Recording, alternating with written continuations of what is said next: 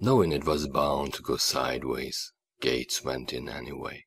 Sometimes stepping directly into a situation was the only way to salvage it. Beyond that, you had to be seen trying to protect your assets. If people learned your snitches could be hurt or killed with impunity, the price of information grew too great for a poor working man. He sighed and resisted the urge to check his weapons again. The sensor blister mounted in the elevator ceiling was probably recording. And if they're smart, Tiger Kitty has someone watching through the nets, so why give away any hints what I'm here for? The tenement elevator creaked to a stop, door opening at a decrepit pace. Gates found both annoying and symbolic of the general state of the planet and its vast populace of civilians.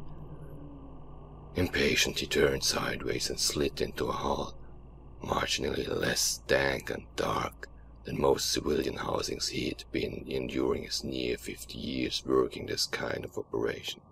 Lenses adjusting quickly to the dimness, Gates picked out details he would have just as soon miss.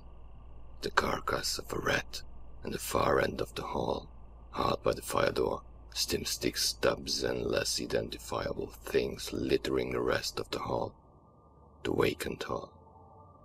No physical sentry. Not so smart after all. It is late, but still. I thought Tiger Kitty smarter. Gates walked past the door, put his back to the wall beside it and pulled the local-built compromiser out.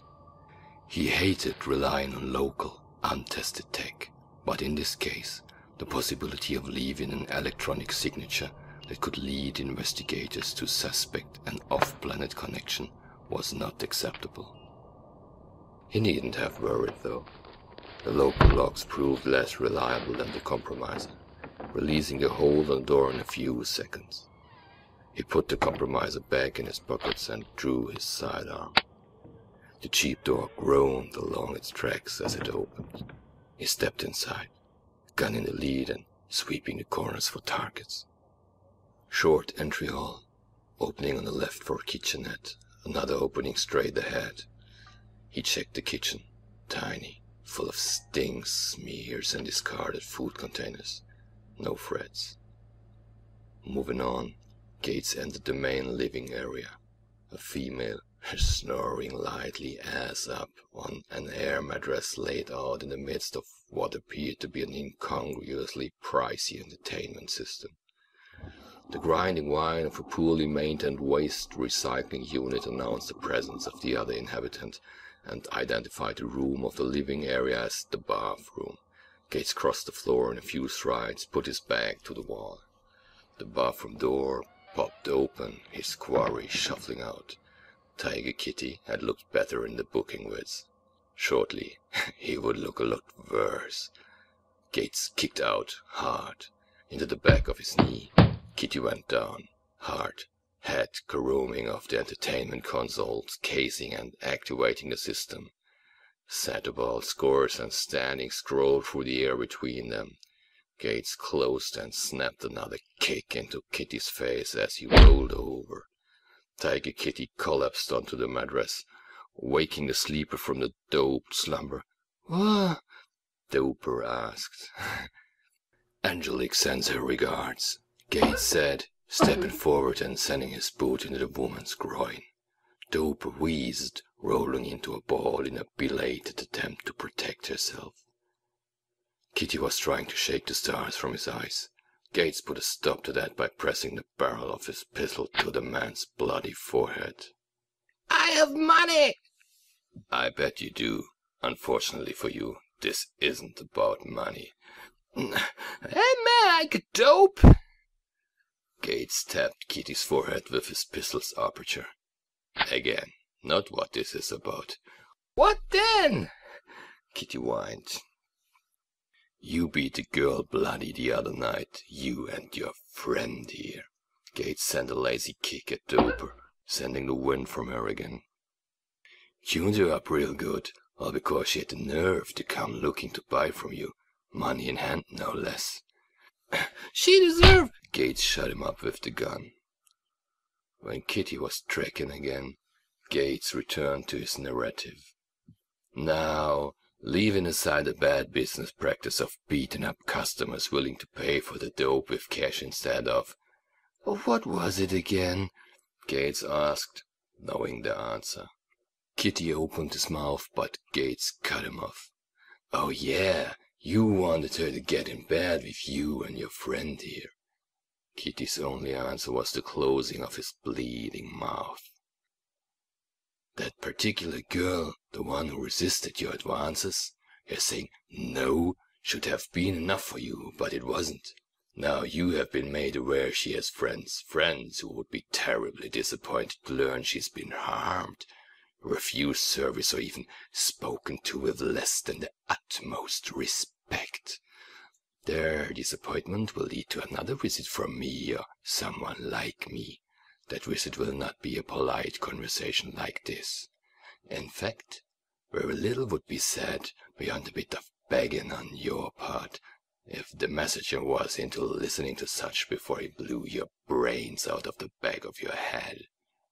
Gates smiled. "Am I understood?" Wiping his bloody mouth, Kitty nodded.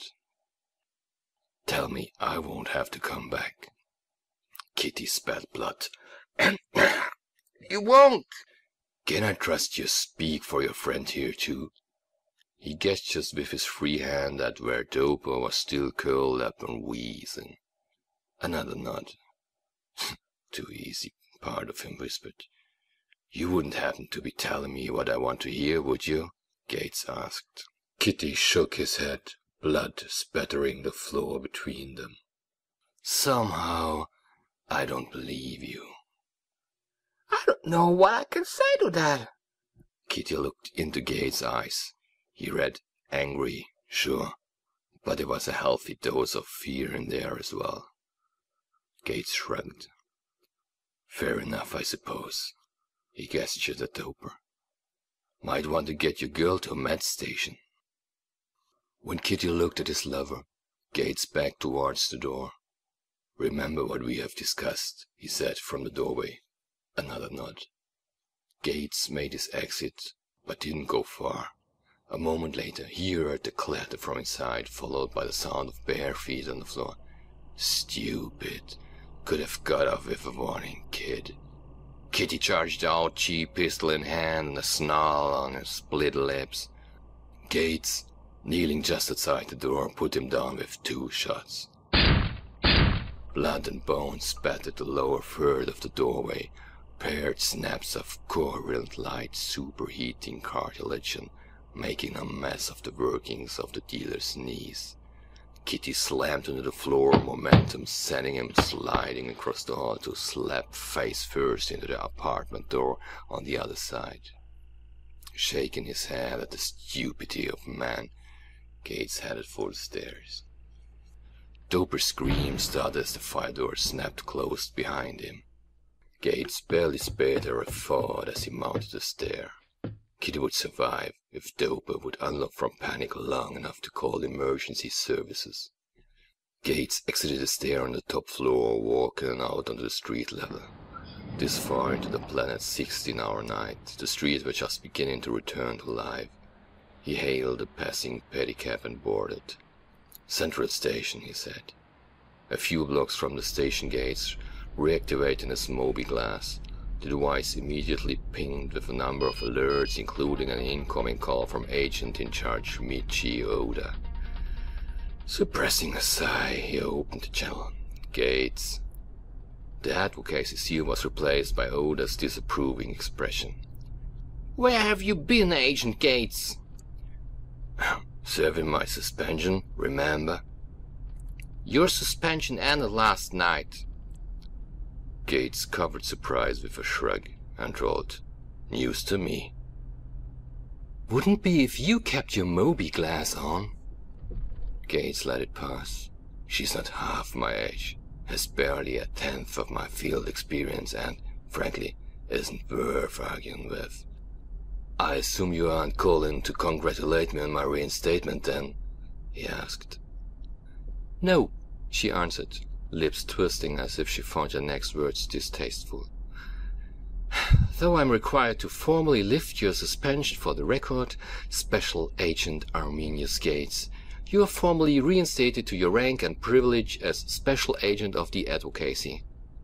Oh, thank you, Special Agent Oda. She tossed her head. Wouldn't have happened were it up to me.